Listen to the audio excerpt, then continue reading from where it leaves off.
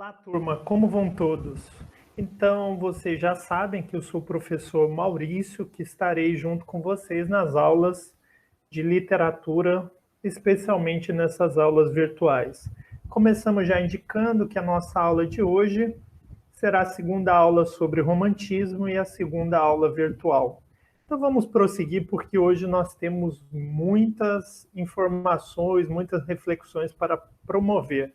Vamos lá? Roteiro da nossa aula. Então vamos tratar sobre romantismo em imagem, inicialmente. É um trabalho que o pessoal que estiver na aula gravada fará individualmente, o pessoal na aula online fará em grupo. Romantismo na arte e na literatura, o que é? Vamos discutir, então, esse elemento, né? O que, na verdade, podemos considerar, conceber o romantismo enquanto expressão artística na arte em geral e na literatura em específico. Depois disso, vamos prosseguir para os textos da primeira geração romântica brasileira, discutindo ainda como se constitui, então, essa primeira geração do romantismo no Brasil. E para o pessoal da aula gravada, nós vamos fazer algumas atividades. Convido vocês, então, para que nós possamos começar. A primeira questão que eu lanço para vocês, e novamente, se precisarem, podem fazer o pause, né, para analisar com mais cuidado, qual das imagens abaixo pertence ao romantismo? Dá uma olhada. Será a alternativa A ou será a alternativa B? Então, nós chegamos. Qual a sua leitura da imagem? Sabemos, então, indiquei para vocês que o Peregrino sobre o Mar de Névoas é uma imagem que vai remeter à ideia romântica. Por que será isso? Escreve no teu caderno, faz uma anotação e após isso eu posso colaborar. Então, nós podemos ver que aí há um jovem, possivelmente, vestido com trajes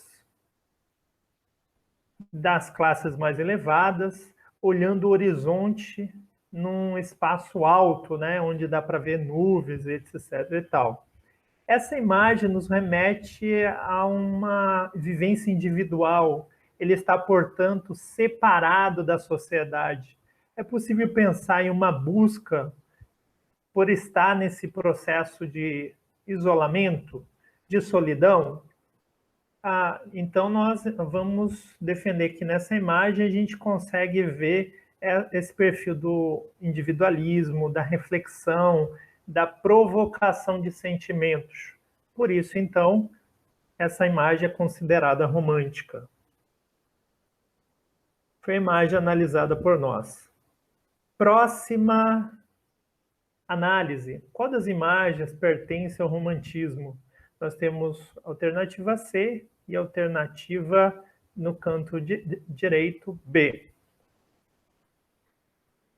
Depois de um silêncio para dar tempo que tu pudesse fazer tua análise, nós vamos indicar então a imagem que melhor representa a ideia romântica.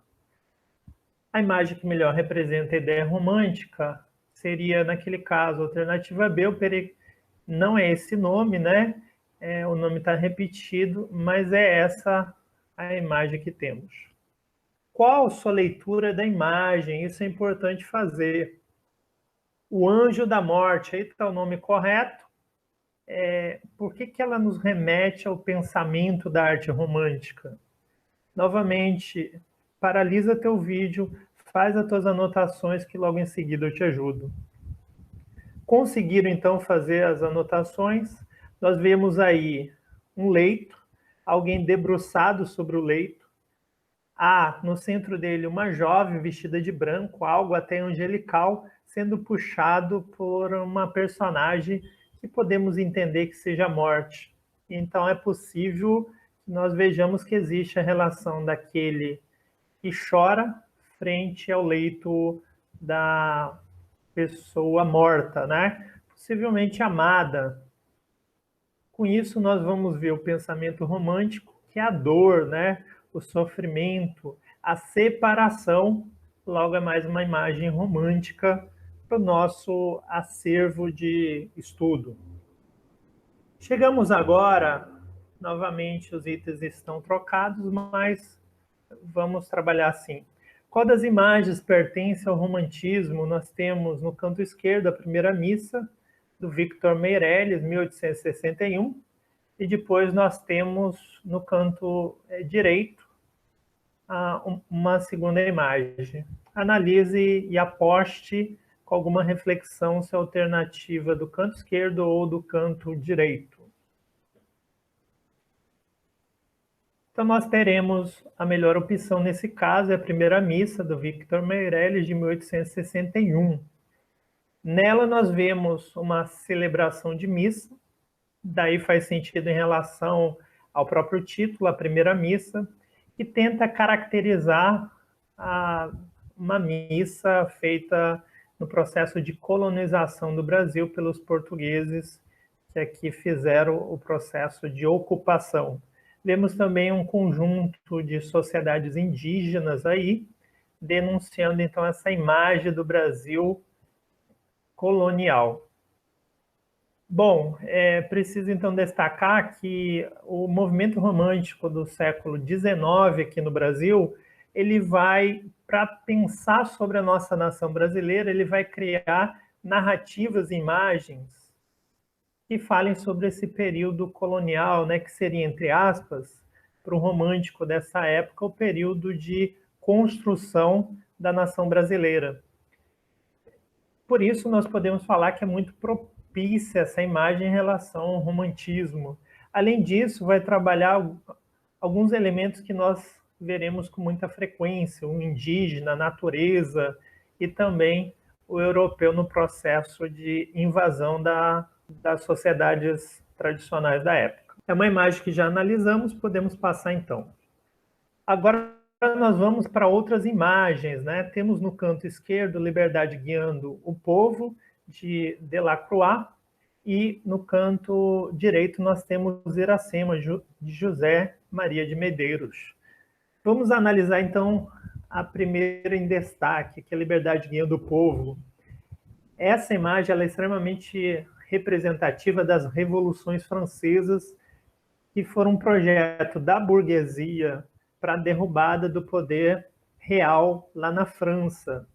Essa ideia de liberdade, essa ideia de ligação de uma liberdade próximo da burguesia, é a ideia que, na verdade, vai ser sustentada pelo movimento romântico, e como podemos perceber a partir das imagens iniciais que estamos analisando, é um movimento que se liga a esse processo de nacionalismo do século XVIII e XIX, e também o processo de valorização da burguesia. Por outro lado, nós temos no canto direito, Iracema, é uma pintura a óleo do pintor já identificado por vocês, José Medeiros, que vai tratar sobre o romantismo no Brasil, tomando uma personagem que para nós será extremamente importante, Iracema, de José de Alencar, que é um romance, portanto, do âmbito da literatura, depois transformado por esse artista pintor em uma pintura a óleo. Nós veremos, então, a imagem da Índia num cenário que vai nos mostrar o litoral brasileiro. Isso tudo será uma composição muito característica do romantismo do Brasil, especialmente da primeira fase romântica. É possível imaginar que essa imagem nos remeta a uma certa solidão, à medida em que a Índia é representada sozinha, à medida em que existe uma flecha, né, que identifica, então, uma ligação dela, possivelmente, com alguns outros temas, talvez até uma outra personagem relacionada a questões de afeto, amor, paixão, etc. Romantismo na arte e na literatura. O que é? Então, passamos agora para esse segundo ponto. E, para isso, convido vocês a lermos juntos um texto que está na apostila de vocês. Eu vou destacar, então, agora na nossa leitura e análise. Então vamos ler juntos e fazer os destaques necessários. O romantismo marca a mudança de mentalidade. Ora, é de esperar que um movimento que trabalha ideias, concepções de vida, de ser humano e de arte vai marcar exatamente isso, uma mudança de modo de enxergar o homem, o mundo e a arte. Vejamos então. Engana-se quem pensa que todo poeta que fala de amor é romântico. Vamos destacar essa parte aqui. Então, a gente tem essa ideia, né, que todo poeta que fala de amor é romântico. Esse é o tema da poesia lírica, daquela que fala de sentimentos de todos os tempos. Camões, que não era romântico, mas clássico, foi um dos que melhor cantaram o amor. Portanto, esse compositor, esse escritor da literatura portuguesa falou de amor, muito embora não fosse romântico. Difícil será encontrar um poeta que nunca tenha tocado nesse tema. Qual seja o tema? Sobre o amor. O que muda de época para época é o modo de abordá-lo. Existe uma espécie de repertório estético que os autores manipulam e que varia de acordo com o contexto histórico-cultural. Ou seja, nós temos diversos temas que são repertórios, né? São como se fossem arquivos de possibilidade que, no entanto, cada movimento literário, cada escritor vai trabalhar segundo a sua concepção, né? Segundo a seu contexto histórico e cultural. Mas não se pode negar que o amor seja um dos principais temas dos românticos. Ora, se o amor é falado por todos, no entanto, é claro que o romantismo vai abraçar esse tema de forma bastante especial, embora não seja o único tema que os românticos vão tratar. Em particular, que teve nessa época talvez a sua expressão máxima, estética centrada no sujeito, no mundo do indivíduo. O romantismo proporcionou a manifestação dos sentimentos um lugar especial na poesia. Então eu vou destacar aqui algo que já começa a definir o que de fato é o romantismo. Estética, o que é estética? É uma forma de composição, né? É uma forma de organização do texto literário que vai centrar, ou seja, vai valorizar o sujeito, não com o objetivo maior da sociedade, não, é o sujeito, o indivíduo. O que nós vamos chamar, uma expressão muito especial para falar sobre o romantismo, que é a subjetividade. Mas, professor, o que é, então, estar centrada no sujeito? Ser subjetivo. Subjetivo é tudo que é individual, né? Que é intrínseco a cada ser humano. Vou dar um exemplo para vocês para ficar melhor entendido. Se eu perguntar para cada um dos alunos e alunas do nosso colégio o que é felicidade, é possível que nós tenhamos definições das mais diversas possíveis. É individual, então felicidade para o aluno pode ser passar a tarde toda jogando um jogo de videogame online. Felicidade para o outro pode ser tocar violão, segundo o seu estilo preferido. Felicidade para uma outra pode ser a convivência com os seus familiares. Para o outro, felicidade pode significar a saúde sua, dos seus pais, etc. Ou seja, definir, entender e sentir felicidade é algo individual, por isso subjetivo. Vamos para o ponto oposto do que seria subjetivo, do que seria individual, a gente chega no coletivo. Se eu pego um objeto, um celular, e pergunto para 10 pessoas, as 10 vão falar, não, o nome dele é celular e ele serve para isso. É uma ideia, então, coletiva, não é mais individual, não é mais uma ideia centrada no sujeito.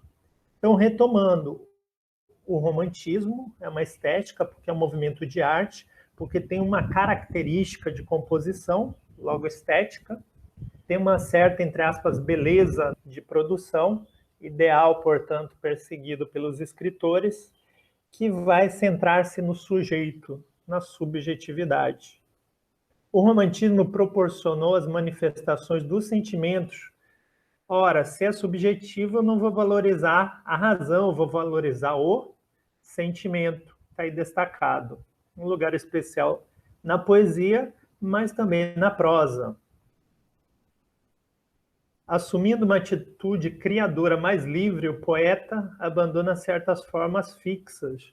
Se a ideia é valorizar o indivíduo, eu não posso estabelecer normas rígidas para todo mundo seguir igual, porque se eu se eu propusesse, perdão, o ato de seguir todos a mesma norma, iguais, eu estaria criando um movimento de valorização coletiva. Como o soneto, por exemplo, em favor do poema sem corte fixo, aquele que termina onde cessa a inspiração. O soneto, e a gente pode ver nas próximas aulas, ele é um modo de composição fixa, composta de 2 quartetos e 2 tercetos. O que é isso, professor? Então, o primeiro bloco de versos, ele tem 4 versos. O segundo tem 4, o terceiro tem 3 e o último tem 3. Então, essa é uma forma fixa, que em alguns movimentos literários foi muito valorizada, era até determinante para caracterizar essa ou aquela escola literária, que, como nós vemos, o romantismo não vai se sentir obrigatório na elaboração disso. Como diz o crítico e ensaísta Alfredo Bose, as populares redondilhas competem com os decassílabos, então não existe norma absoluta. Eu tenho que criar versos com tantas sílabas poéticas, ou aquela como foi no classicismo. Diferentemente do padrão clássico, o padrão romântico subordina a forma ao conteúdo. Atenção aí, subordina a forma ao conteúdo. Ou seja, o que é mais importante, a forma ou o conteúdo? Naturalmente é o conteúdo, porque a forma está subordinada, está sendo imposta em relação ao conteúdo, que é o que realmente interessa. A natureza, a mais alta expressão da criação divina, reflete os estados de alma dos poetas. Vamos destacar essa parte? Então, a natureza, ela não é só cenário, ela não é só ambiente, ela participa da narrativa ou da poesia para promover um determinado sentimento e assim ganha vida, em contraste com sua expressão no arcadismo. Lembrando o arcadismo, que ele era um movimento que fazia uso da natureza, mas a natureza era figurada. Ela quase que não participava da composição das ideias e sentimentos, quando era meramente decorativa. Idealizada, a figura feminina chega à identificação com a pureza santificada. Notem essa afirmação.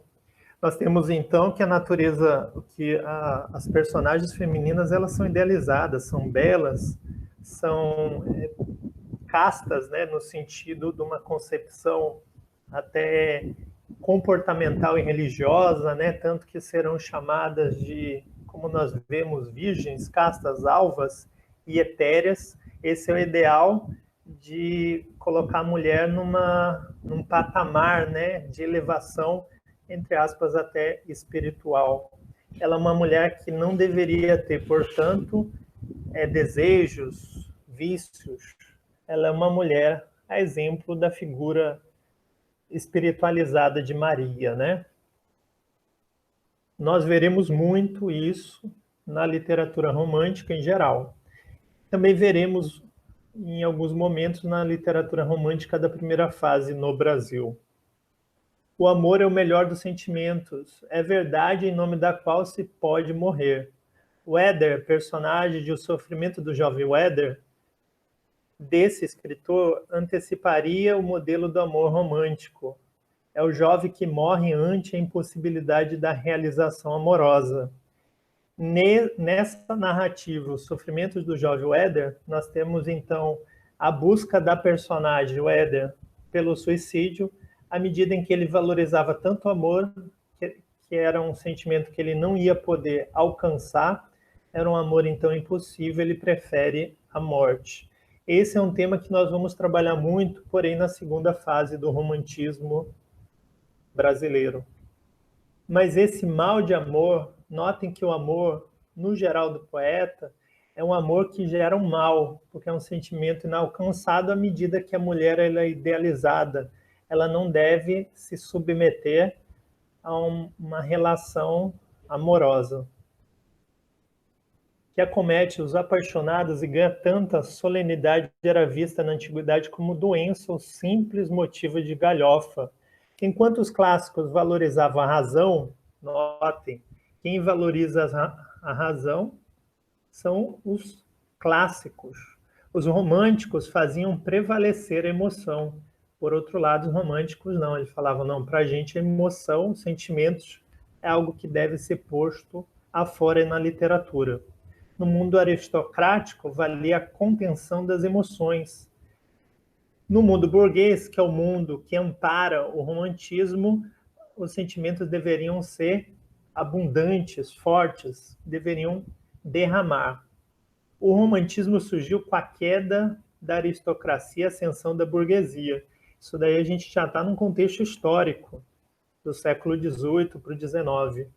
A produção literária do período marca uma mudança de mentalidade, e com isso nós concluímos o texto que estávamos estudando, que aborda um pouquinho sobre aspectos do romantismo. Então, depois da leitura do texto, nós podemos perguntar quais são as ideias principais apresentadas no texto 1. Faz aquele pause maroto, escreve no teu caderno, faz anotações, quais são as ideias principais. Eu cheguei a destacar algumas, né? Se preciso for, retorna lá no texto ou vai à tua apostila digital. Podemos falar que as ideias principais é de definição própria do romantismo, né? Desfazendo aquela ideia preconcebida que todos que falam de amor são românticos. Não. O classicista, né, o homem clássico, o escritor clássico, ele falava de amor, porém a construção literária dele era uma construção que valorizava a razão, né? Peguemos um poema clássico dessa época, do próprio Camões, que ele fala: amor é fogo e arde, assim se vê, ferida aberta, que dói e não se sente, é um contentamento descontente, é uma dor que desatina sem doer.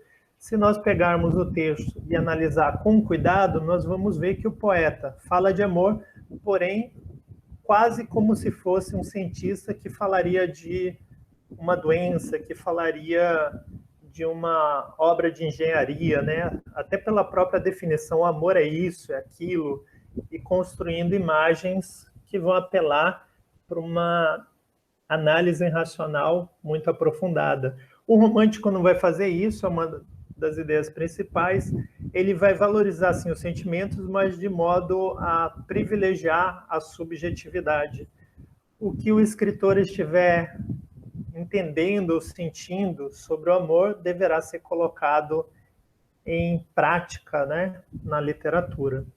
Além disso, vimos que o romantismo é um movimento que ele apoia e é apoiado pelo processo de nacionalização lá da França, da Alemanha e também do Brasil, pelo processo da colonização, e por isso ele é ligado especialmente a uma classe em ascensão, que é a burguesia. Falando nisso, podemos então abordar os marcos do romantismo do Brasil. Ao canto esquerdo, nós temos que, em 1836, o escritor, um dos primeiros a pensar o romantismo para o Brasil, Domingos Gonçalves de Magalhães, lança o livro Suspiros Poéticos e Saudades, que é lançado lá na França. E daí eu explico por que não no Brasil, porque no Brasil não tinha um processo industrial como tinha na Europa de produção de materiais impressos. E também porque a maioria dos escritores brasileiros, eles, completando uma certa idade, iam terminar seus estudos superiores lá na Europa. Então, esses escritores brasileiros, eles vão tomar uma concepção de romantismo que é muito mais forte pela Europa e que no Brasil vai ser implementado de modo mais tardio. Mas também temos, né, não só o lançamento desse livro, temos manifestos, né, que vão defender a arte romântica, por exemplo, discursos sobre a literatura no Brasil, que nós vemos ao canto esquerdo da imagem, também de Domingos Gonçalves de Magalhães. Temos a revista Niterói, cuja participação temos Gonçalves de Magalhães, Manuel Araújo, temos Francisco de Sales.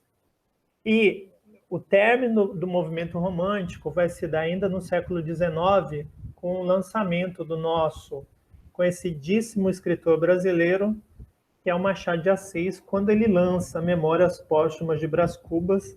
É o momento em que a literatura no Brasil vai deixar de ter uma concepção predominantemente romântica e passará a ter uma ideia realista e naturalista. Aí podemos, então, chegar à primeira fase do romantismo brasileiro. Para fazer isso, eu convido vocês a lerem parte daqueles textos que eu já enviei para vocês na coletânea de textos. A partir desses textos, esse que é o objeto do estudo da literatura, o texto literário, nós teremos condições de definir o que é o romantismo, e especialmente na aula de hoje, sobre a primeira fase do romantismo brasileiro. E, gente, sério, olha aqui para a tela, olha, não perde atenção, vamos lá? Convido vocês, então, a que nós possamos ler alguns textos do romantismo. O primeiro texto é só uma releitura, porque nós já fizemos Canção do Exílio. Farei, portanto, com mais agilidade. Minha terra tem palmeiras onde canta o sabiá, as aves que aqui gorjeiam não gorjeiam como lá. Nosso céu tem mais estrelas, nossas várzeas têm mais flores, nossos bosques têm mais vida, nossa vida mais amores. Em cismar sozinha à noite, mais prazer em controlar, minha terra tem palmeiras onde canta o sabiá. Minha terra tem primores, que tais não encontro cá, em cismar sozinha à noite, mais prazer em controlar, minha terra tem palmeiras onde canta o sabiá. Não permita, Deus, que eu morra sem que eu volte para lá, sem que desfrute os primores que não encontro por cá, sem que ainda viste as palmeiras onde canta o sabiá. Então aí nós temos, e já analisamos isso na aula passada, nós temos um poema que é uma declaração de amor e saudade em relação à sua terra. Desde o título, canção, porque nos remete a essa ideia de sonoridade, que o poeta Gonçalves Dias, o produtor desse poema, vai fazer com muita qualidade, né? Então, canção por conta dessa musicalidade que o poema traz, e do exílio, essa palavra exílio, já estudada por nós, nos remete o distanciamento da terra em que nascemos, da terra natal. Às vezes é um exílio voluntário, antigamente era um exílio imposto, né? Imaginemos nós que o rei de Portugal, no século XIV, sentenciasse, né, penalizasse alguém por algum crime, algum desfeito que ele entendesse que aquele cidadão tivesse cometido, podia mandar embora do território português. Então, nós temos o exílio e temos uma comparação nesse poema em relação à saudade daquele que está na terra, que não é própria dele, não é de nascimento, e que vai valorizar sua terra. Minha terra tem palmeiras, onde canta o sabiá.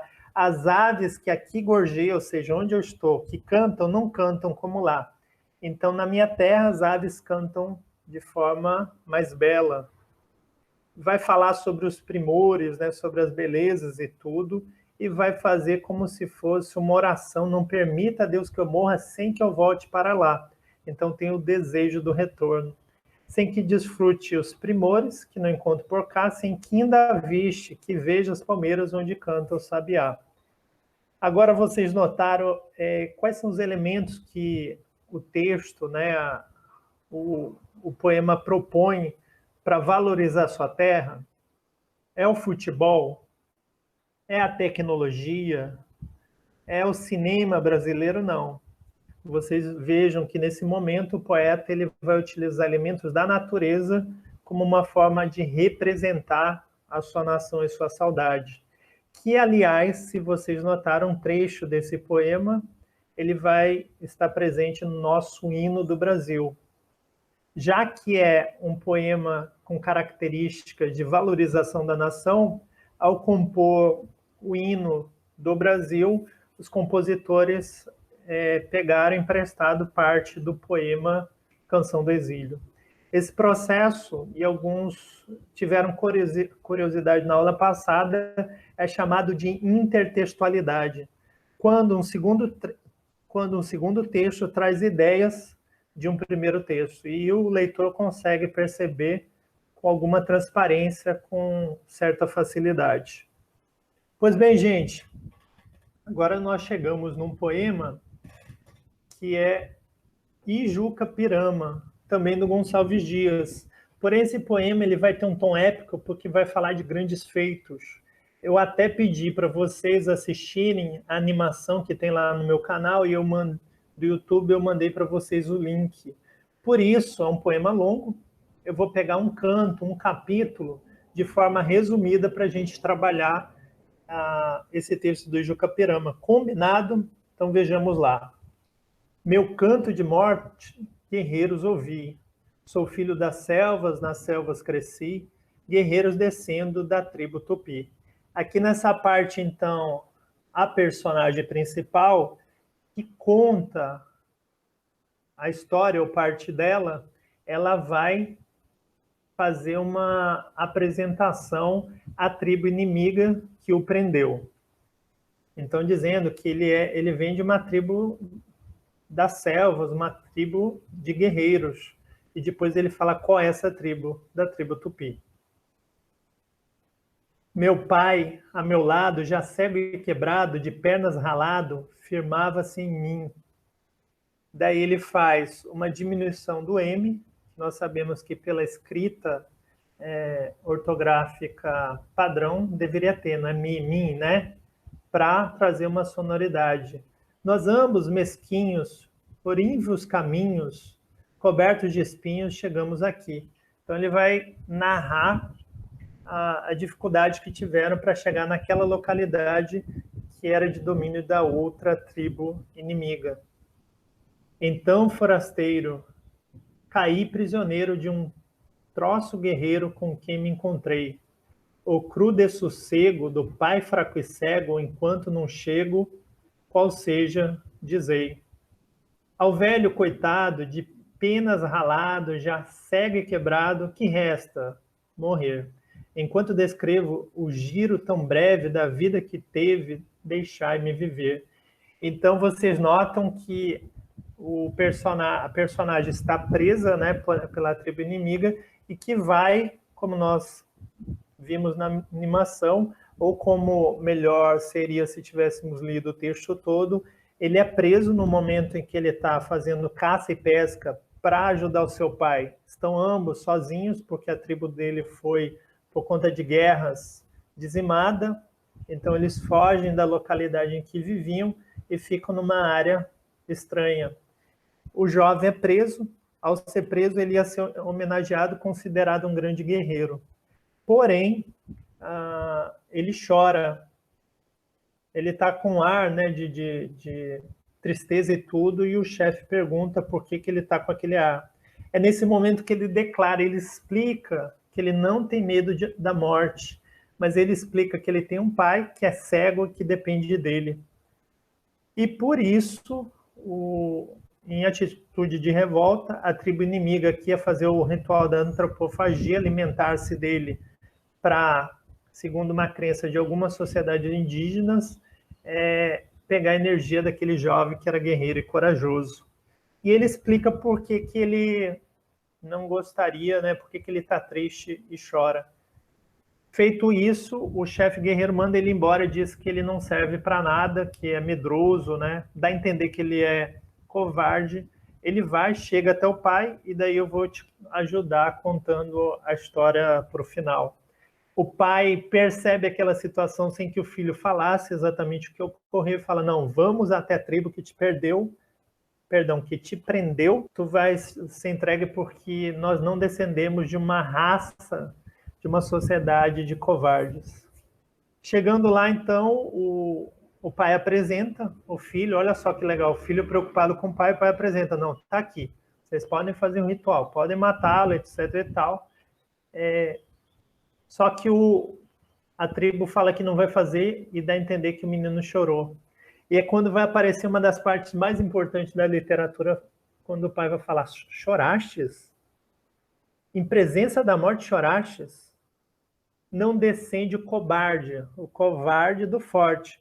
Se em presença da morte chorastes, meu filho não é. Olha só que legal, né? Olha só que amorosidade do pai. Então, gente, nesse momento, o jovem se revolta e luta com toda a tribo. E o finalzinho do poema, o canto 10, eu convido vocês que leiam, que pesquisem, porque é bem interessante o final do texto. O menino jovem, o menino e jovem, né, morre ou ele sobrevive? É uma pergunta que eu lanço para vocês. Agora nós saímos, olha só o giro que nós vamos fazer. Nós saímos então de um poema que fala sobre o Ijucapirama, que em tradução seria aquele que deve morrer, e chegamos num dos mais importantes romances da literatura brasileira, notadamente da primeira fase do romantismo. Vou trazer só partes do primeiro e do segundo capítulo para vocês entrarem na narrativa, na história do romance. Mas, por conta das nossas aulas virtuais, vamos ter que pensar como a gente faz para ler os demais capítulos. Geralmente, e todos os anos, a gente faz a leitura do romance todo junto com os alunos. Então começa assim, verdes mares bravios de minha terra natal, onde canta a jandaia nas frondes da carnaúba, verdes mares que brilhais como líquida esmeralda aos raios do sol nascente, perlongando as alvas praias ensombradas de coqueiros. 2 primeiros capítulos, gente, assustou? Tem palavras que nós não costumamos utilizar e a constituição, a produção do texto é numa linguagem literária e antiga, né, do século XIX. Peço a vocês que a gente vá com calma e a gente vai entendendo.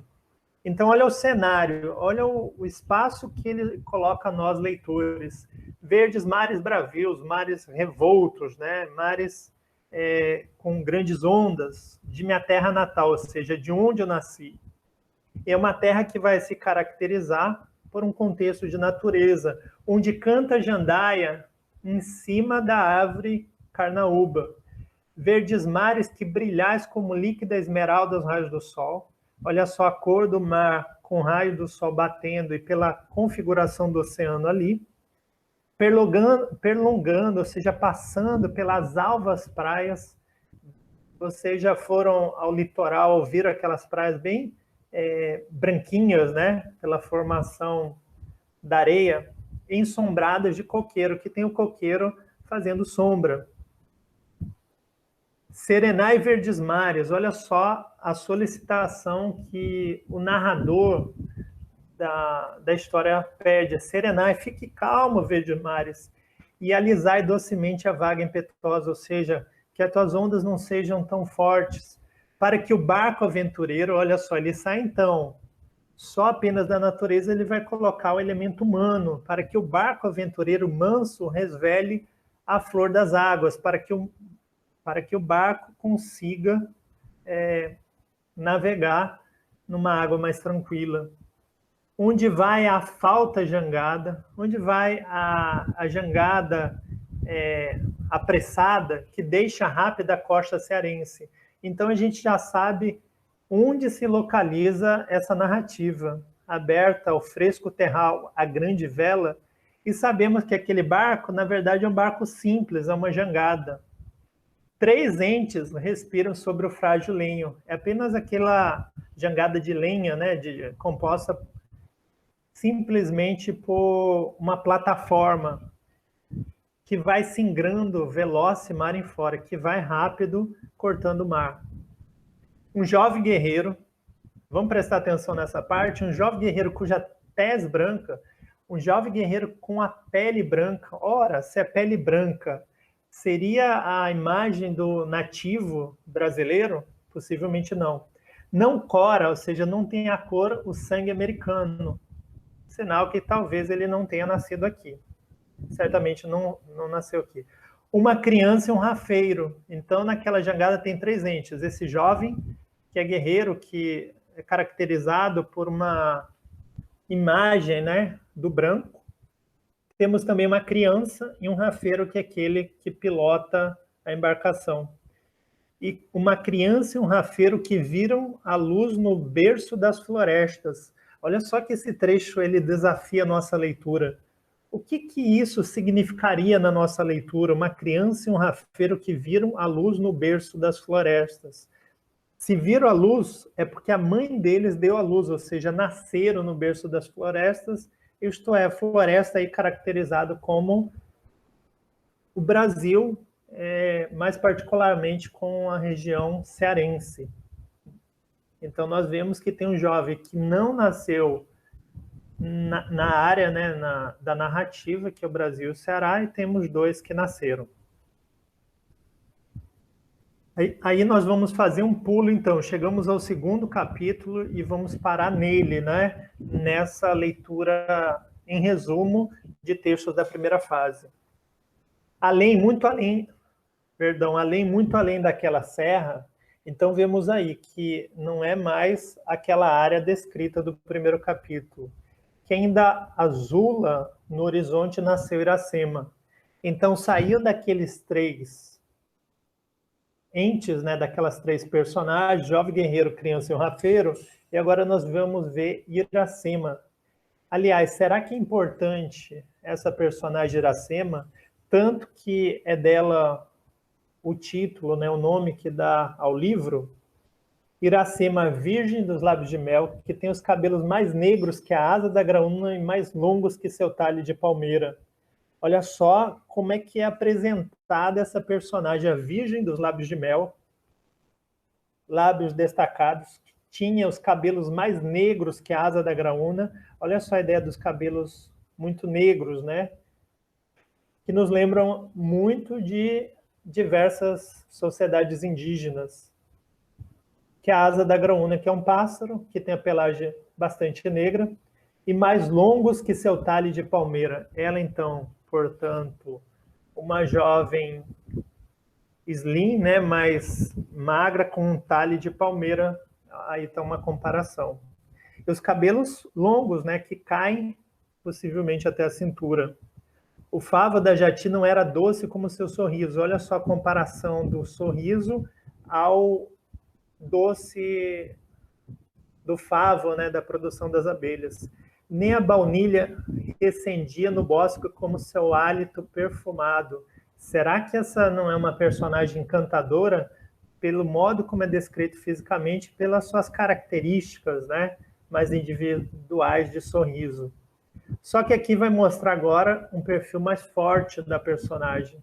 Mais rápida que a corça selvagem, esse animal que se desloca rápido, a morena virgem corria o sertão e as matas do Ipu, onde campeava sua guerreira tribo. Daí já fala, então, que ela é de uma tribo, possivelmente, podemos entender que é de uma sociedade indígena. E daí vai falar da grande nação Tabajara. O pé grácil e nu, mal roçando, alisava apenas a verde pelúcia que vestia a terra com as primeiras águas. Nossa, é uma leitura exigente, não é isso? Pé grácil e nu, ou seja, não era calçado, não tinha um tênis da Nike nem nada, roçava, ou seja, se deslocava rápido por aquela região, né, pelos campos e etc. Daí agora nós vamos para o terceiro ponto desse segundo capítulo. Rumor suspeito, barulho suspeito, quebra a doce harmonia da sesta. Notem que eu estou fazendo alguns pulos, né? Estou quebrando, portanto, parte do texto que nós não teríamos tempo de lê-lo todo. Ergue a virgem os olhos. Então ela está em descanso, ela escuta o barulho e ergue os olhos para ver o que é. Diante dela e toda a contemplar está um guerreiro estranho. Por que será um guerreiro estranho? Já que ela é acostumada a conviver com guerreiros irmãos seus da tribo. Se é guerreira e não algum mau espírito da floresta. Ela tem até dificuldade de perceber quem é aquele ser humano. E se é um ser humano, se é um espírito. vocês notam que há uma diferença de imagem, né, do que ela é acostumada a ver na sua tribo, dos homens e mulheres, em relação àquela personagem agora guerreiro estranho que aparece. Tem nas faces o branco das areias que bordam o mar. Ou seja, qual é a cor da pele dele, né? Como é que se caracteriza esse guerreiro? Como branco, não é isso? Nos olhos, o azul triste das águas profundas. Então é alguém branco que tem os olhos claros. Ignotas, ignoradas armas e tecidos ignotos cobrem o corpo. Então ele traz armas que a indígena ignora e roupas que ela não tem costume de ver. Foi rápido como olhar o gesto de Iracema. O que ela faz então? A flecha embebida no arco partiu. Ela pega, lança uma flecha. Gotas de sangue borbulham na face do desconhecido. Ela acerta ou não aquele guerreiro desconhecido? Se acerta. Nós sabemos que o sangue borbulha na face dele. Acertou o rosto?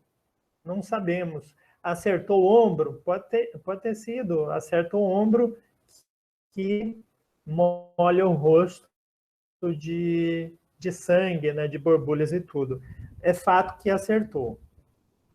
De primeiro ímpeto, a mão lesta caiu sobre a cruz da espada. Então, rapidamente o guerreiro faz o quê? Toca na sua espada, mas logo sorriu o moço guerreiro.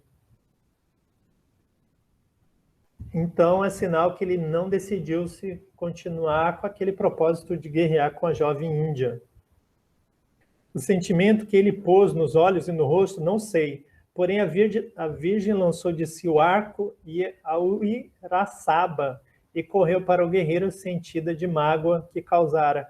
Ela ficou feliz com o ato de ter atingido? Certamente não, tanto que ela ficou magoada, ou seja, ela viu que fez algo que não deveria.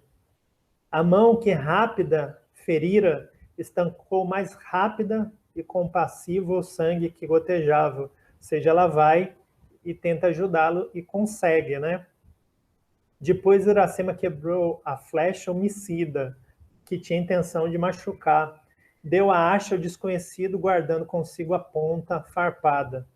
O guerreiro falou: quebras comigo a flecha da paz?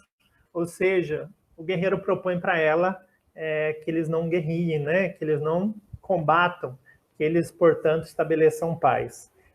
Por conta disso, gente, nós finalizamos alguns textos que eu mandei para vocês e a gente pode agora analisar o que de fato é essa primeira geração romântica a partir de poucas análises, porque vocês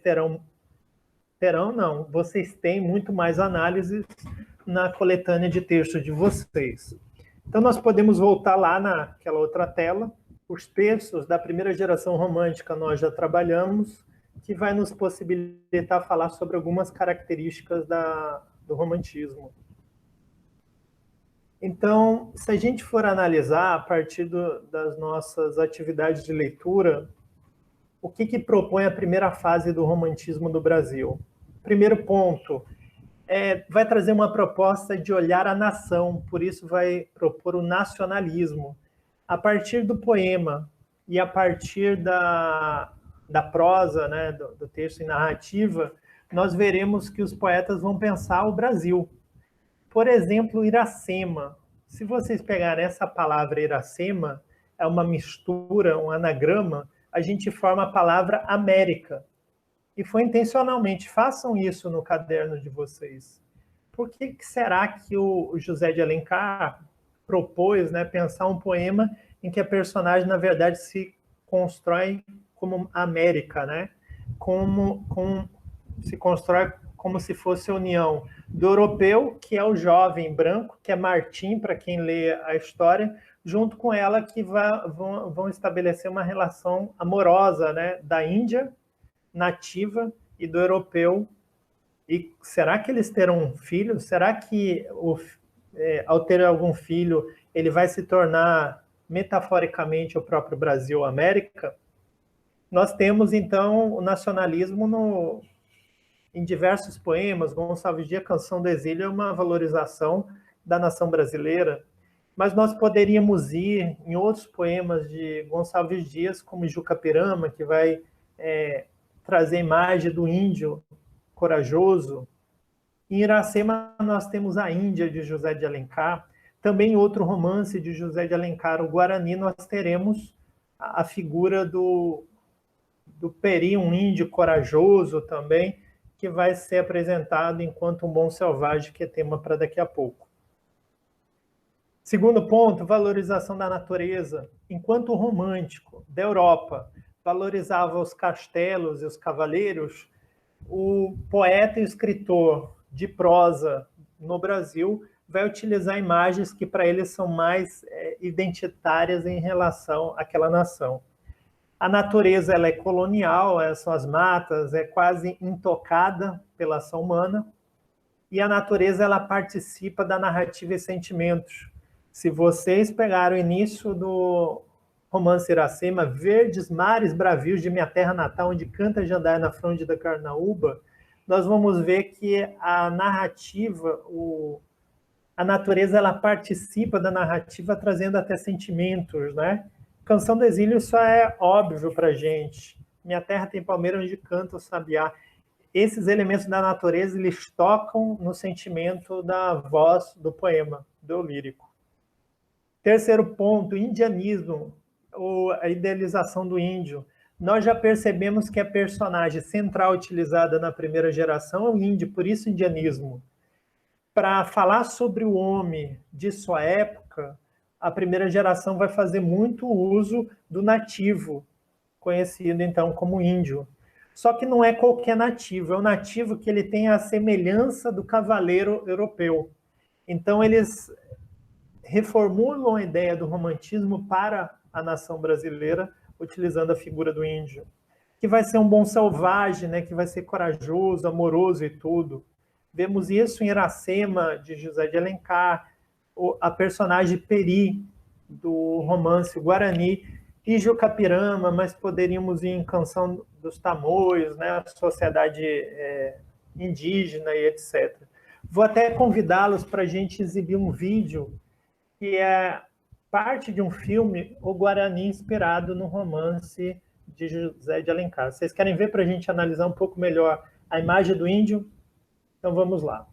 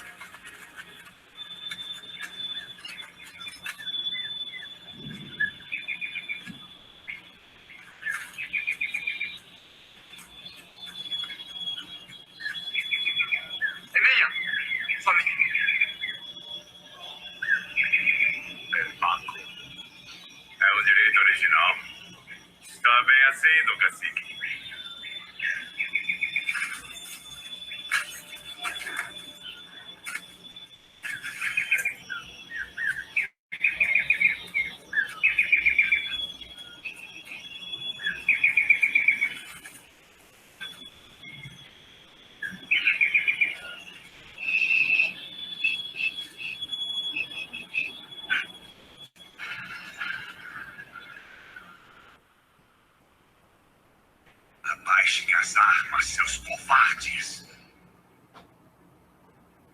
O ferro que atingir meu peito não será o de miseráveis. Deus me reserva a morte mais honrada.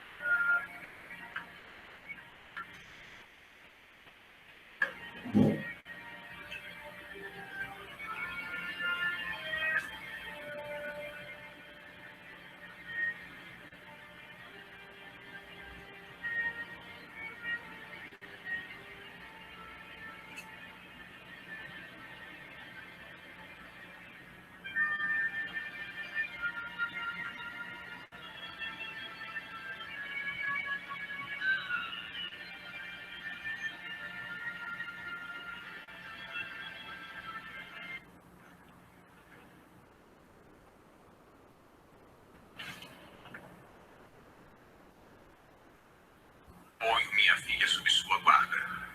E morro satisfeito.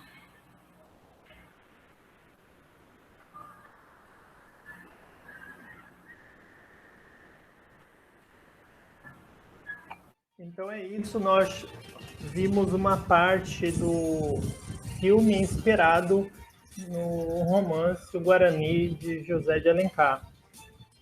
Nessa parte, se vocês conseguirem entender os trechos da narrativa, nós teremos um índio, que é o Peri, que vai ser um protetor de uma personagem de origem europeia, que é a Ceci.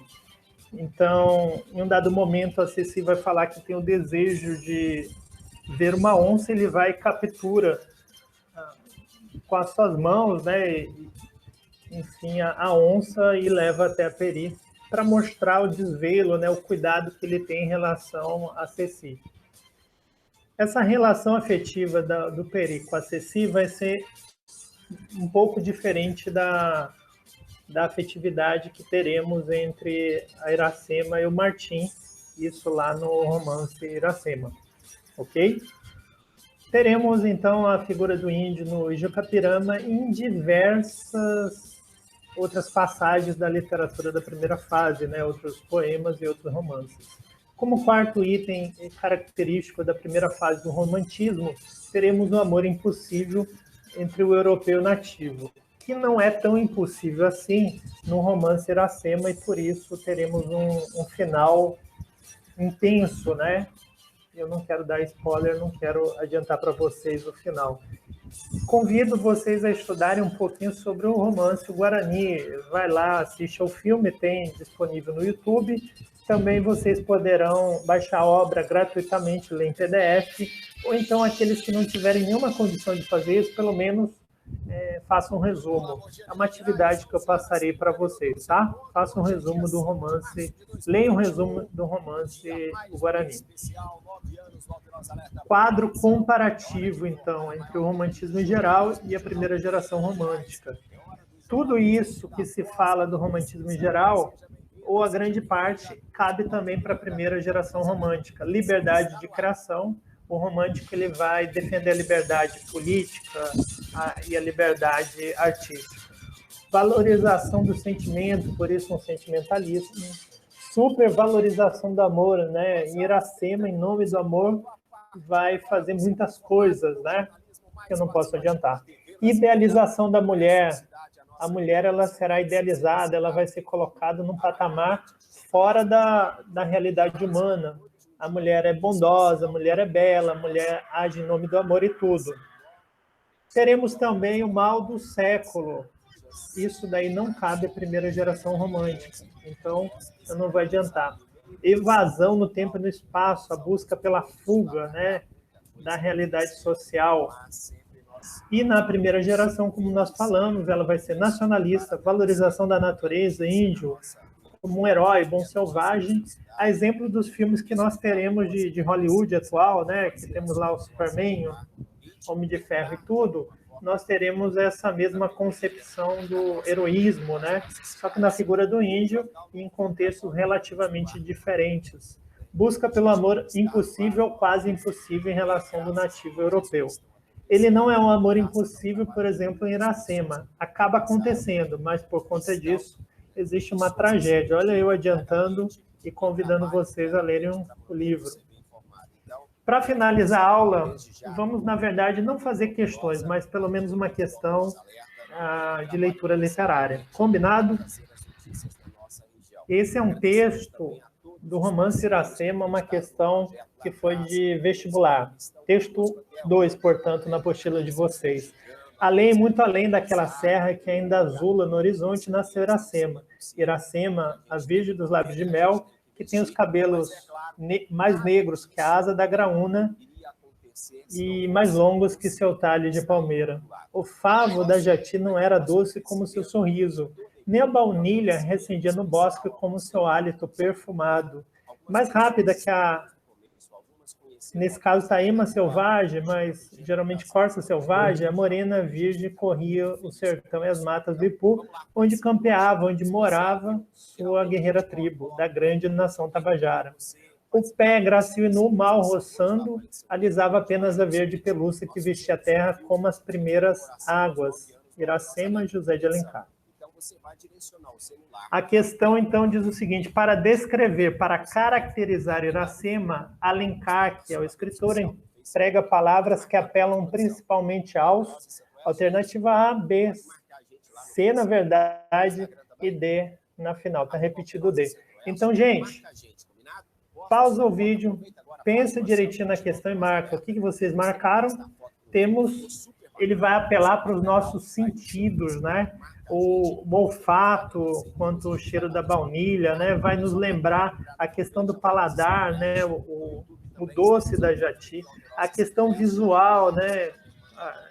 Da negritude do cabelo de Iracema, do seu talhe de palmeira e tudo. Portanto, a razão ele não apela, porque não vai fazer uma construção lógico-racional.